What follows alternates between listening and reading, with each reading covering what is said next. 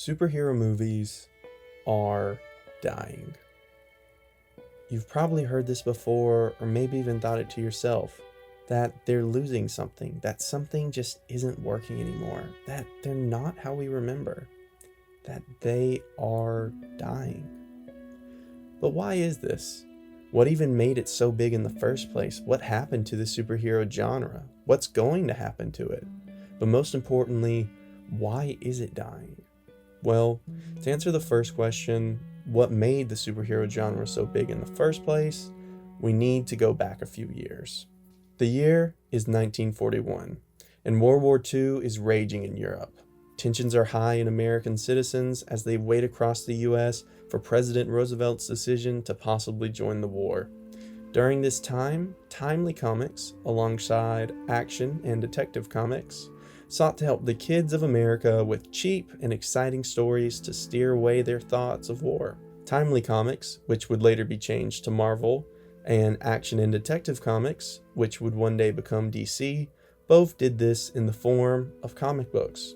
This form of entertainment took a historic turn on March 1941, when Adventures of Captain Marvel was released as the first comic book superhero film. Then, in December, Pearl Harbor would be bombed, and America would enter the war. Suddenly, comic books began to boom, and there was a need for the American public for the hopeful and inspirational stories of good triumphing evil. This brought alongside it other superhero films, such as Batman in 1941, which featured the Caped Crusader being a U.S. secret agent who would fight the Japanese, and Captain America in 1944 taking on Nazi soldiers. In 1945, the war would end, but the films about the heroes would not, as thanks to their popularity, they became ingrained into American society. The movie industry as a whole hit a boom in 1946, with over 90 million Americans visiting theaters.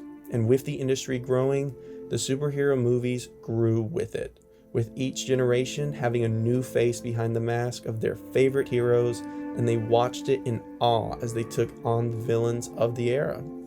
Then, in the 80s and 90s, a new wave of superhero movies would take over, as the films brought together bigger stars and bigger budgets.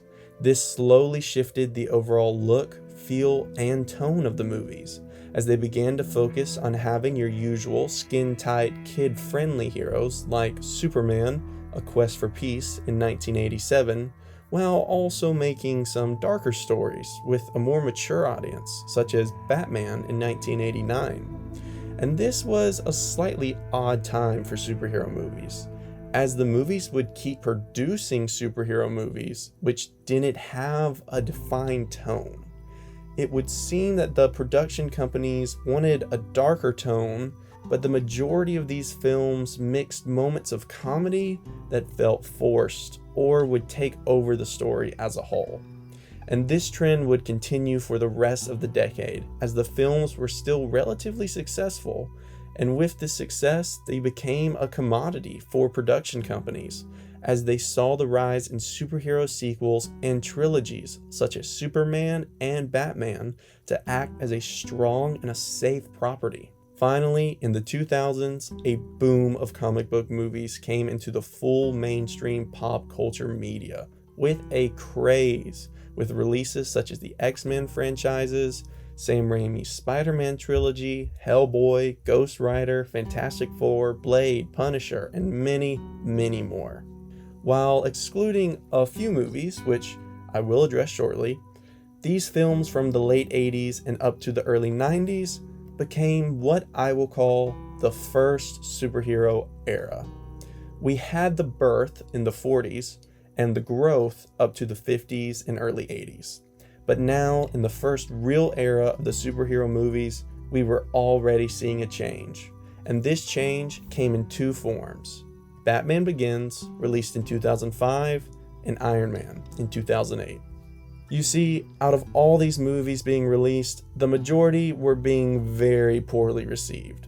These films were still making money, and therefore continued to be produced, but the use of dark comedic tones mixed with exaggerated realistic visuals were beginning to fall.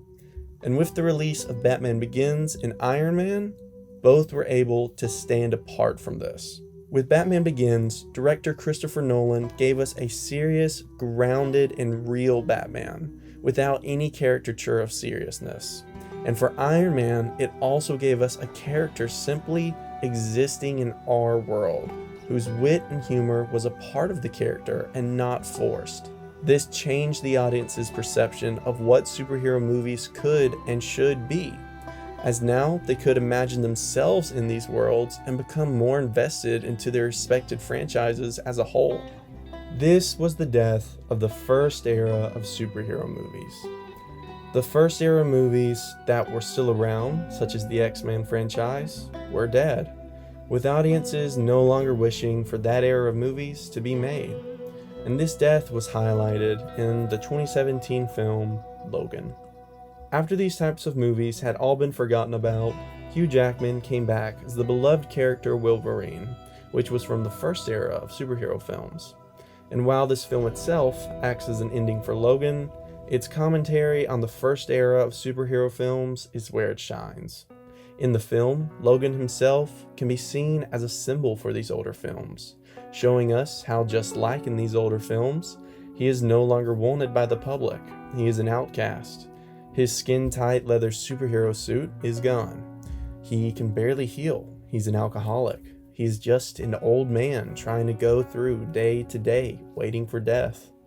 Of course, all this is disrupted when he meets his daughter Laura, a new superpowered person who could be thought of as the new modern-day superhero genre. Logan reluctantly helps Laura arrive at a home for new young heroes, though he does this in a rough journey, where Logan is constantly shown in an imperfect light. He gets angry at his daughter, even leaving her with the antagonist, and he gets an innocent family killed. And in the end, there isn't a world-threatening invasion, no monster set to destroy New York for him to fight off. No. At the end, Logan is killed by a clone of Logan. Essentially, this is Logan killing himself. Again, if we put on our "why are the curtains red" glasses, then this can be seen as these old movies admitting to what they are. Not perfect films at all, but movies who served a purpose to help us get to where the genre is today, even if it killed these movies in the end. As with Logan dying at the end of the film, the first era of superhero films died with him. This brings us to today, the second era of superhero films, where superhero films have dominated the blockbuster charts, becoming the biggest movie genre, with 14 superhero films making over $1 billion at the box office, and others falling very closely behind. The genre has successfully made the largest film franchises ever with the Marvel and DC cinematic universes. So, why are these massive giants dying again? To answer this, we just need to go back to the films that jump-started this new genre: the Dark Knight trilogy and Iron Man. As I said before, when these films came out, they showed the audience what could be and gave them a taste of a specialty crafted film that put characters of the world of the audience, giving them a character and therefore a franchise that they could latch onto. This uniqueness has now sadly been their downfall. It's all too perfect to examine this fall with the first MCU films: Iron Man, Thor, and Captain America, or as Marvel themselves call them, the Big Three. Each of these films used what they learned from Iron Man and the Dark Knight trilogy to craft films with stories for each type of an audience. If you like sci-fi, you had Iron Man. Do you like magic? Thor was there. A war movie? Captain America came through shooting the Nazis. And this is what made these films so successful. They didn't try to be a superhero film. They tried to be a character-driven film based around an established genre. And from there, they grew. With Marvel's Avengers releasing in 2012, it showed the studios how these characters could then be interwoven together, having each unique audience for each character brought together to see them all on the big screen. and this worked all too well, with the film grossing $1.5 billion at the box office. And from there, superhero movies were slingshot into the mainstream, with each year bringing new characters from both the DCU and MCU. It would give us a specific character with a genre movie, such as Ant-Man being a heist film, Doctor Strange about magic, the Guardians of the Galaxy, a space opera, and these are just a few examples. Then, these characters would occasionally have a team-up movie, and the process would repeat itself. Now, I would be remiss if I did not mention the obvious fact that Marvel was able to do this much more successfully with the MCU now being worth $28 billion, and the DCU, which is sitting at a worth about $8.5 billion. For the sake of the subject, however, this battle of studios will have to be ignored as it's its own topic. What is important though is the peak of these films, which was seen in 2019 with Avengers Endgame. After spending over a decade with some of these characters, the MCU superhero films had been leading to this one major film, which a major film it was, becoming the second highest grossing movie of all time. Avengers Endgame earned $2.79 billion at the box office. But as the saying goes, once you hit the top, you have nowhere to go but down. And this became the reality as the films which succeeded Avengers began to lose their momentum. This is because the genre-based film formula had now been replaced by what is now more known as the Marvel formula. So go ahead, think of a recent superhero movie and tell me if it sounds like this. You take a character, give them a tragic piece of backstory, but still have them make fun quips, partner them up with a funny friend, and give them some sort of love interest. Throw in a villain that is mad at the hero for some reason and is a reverse copy of them. Finally, put in $1 million budget and very heavy CGI. Boom. Now, while you could probably attach the same formula to several movie genres today, this is becoming more and more specific to the hero genre. Other pieces, such as the growth of constant humor, the overall look of the film with limited shot types and bright color palettes, are all parts in the superhero films that we see today. This is reaching a point where the films are feeling more like echoes of one another, all created by studios that become too afraid to take risks with the character properties in fear of losing their fans. And to pile on top of all this, the feeling of superhero fatigue is beginning to set in, as the studios are also creating such an abundance of superhero-based films and shows, with Marvel solely producing 17 movies and shows through 2021 and 2022. This, combined with other streaming networks and studios such as DC producing their own content, has made a market that is so saturated. There has been no hope but to follow these formulas to keep up with the expected release dates, as they don't have the time to creatively craft the stories that should be told. And this has put us today, once again, where we were in the first era of superhero movies. No longer have these films become stories about characters in the genre-based stories, but superheroes in superhero movies, each one giving similar feelings as the last.